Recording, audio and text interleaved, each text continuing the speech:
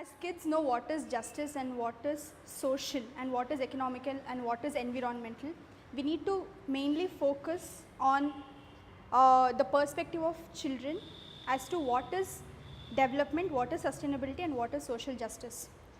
It is important in this stage for kids to know that there are certain resources, no, all the resources should be used equally irrespective of which caste they belong to, which creed they belong to, which religion they belong to, and at the same time having equally distributed resources amongst everyone.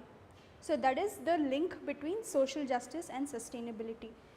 For example, I would say there is school elections happening, okay, and there are different type of children who come to same school. For example, the school which I deal with, MES Kishore Kendra, I think it's in Vidyaranyapura, and that school has students from different backgrounds where they come from lower economic status to higher economic status.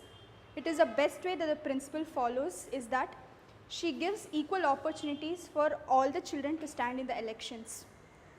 Okay. For example, it could be a president, secretary or treasurer of the school.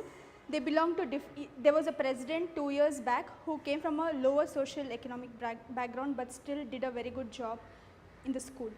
So such kind of examples that is relating to students, if you give, they will easily connect between sustainable development and social justice.